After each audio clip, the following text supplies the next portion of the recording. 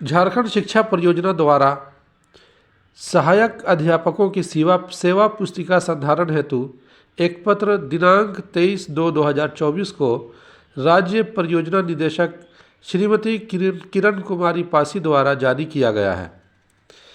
इस पत्र का विषय यह है कि सहायक अध्यापकों की सेवा पुस्तिका कैसे संधारण किया जाए। इस पत्र के जो मुख्य बिंदु हैं वो ये हैं कि सेवा पुस्तिका की मांग पारा शिक्षकों की तरफ से लगातार की जा रही थी, इसलिए ई सेवा पुस्तिका पारा शिक्षकों सहायक अध्यापकों के तैयार कर लिया गया है और उसको ई विद्या वाहिनी में लाइव भी कर दिया गया है। तो सभी जिला के सहायक कंप्यूटर प्रोग्रामर को प्रशिक्षित किया जाएगा ताकि वो सहायक अध्यापकों की तमाम जानकारियों को यह संधारण कर सकें। सभी अध्यापकों को ये निर्देश देने के लिए कहा गया है कि उनको जानकारी दिया जाए और उनकी पूर्ण विवरणी दिनांक 31/3/2024 तक ई विद्या वाहिनी में यानी कि ई सेवा पुस्तिका में अपलोड कर दिया जाए। अब हम लोग आते हैं कि ये सेवा पुस्तिका और सरकारी शिक्षकों की सेवा पुस्तिका दोनों में क्या अंतर है।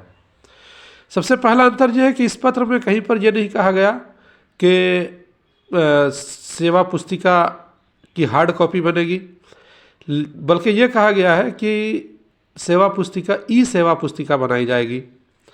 और जो सरकारी शिक्षकों का जो सेवा पुस्तिका होती है वो हार्ड कॉपी होती है, एक बड़ी काले रंग के बड़ी किताब की तरह की होती है। और ये जो हमारे लिए जो बनाया जा रहा है, सहायक अध्यापकों के लिए जो बनाया जा रहा है, ये इलेक्ट्रॉनिक कॉपी होगा और उसमें अपलोड किया जाएगा। अब हम लोग ये जानना चाहते हैं कि आखिर इसमें क्या किया जाएगा। तो इसमें सहायक अध्यापकों की का चयन, अनुमोदन, समय समय पर मानदेय की वृद्धि और नई नियमावली आ जाने के बाद अब प्रत्येक वर्ष इंक्रीमेंट, ये सारी जानकारी उसमें चलेगी। ऐसी नहीं है कि सभी, इनके अलावा भी जैसे सेवा में टूट और जो कार्रवाई की जा रही है, ये सारी चीज़ें भी उसमें अंकित होगी। तो अब इससे हमें लाभ है या हानि? तो जाहिर सी बात है कि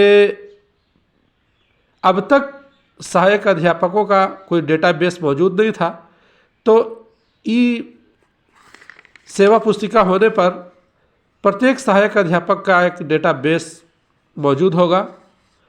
तो ये एक लाभ ही है, इसमें कोई नुकसान नहीं है।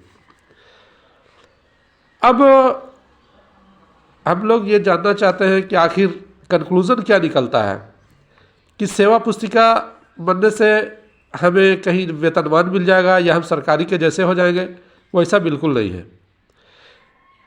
इसके संधारण मात्र से हम अनुबंध कर्मी से सरकारी तो नहीं हो जाएंगे, लेकिन सहायक अध्यापकों के लिए ये एक बहुत बड़ी उपलब्धि मानी जा सकती है, क्योंकि सारी जानकारी इसमें होगी और चयन तिथि हर कुछ इसमें लिखा हुआ होगा। इसलिए हम ऐसा नहीं कह सकते हैं कि इसका बिल्कुल कोई फ़ायदा नहीं है, बल्कि इसका भी फ़ायदा बहुत है। लेकिन ये इतना ज़रूर है कि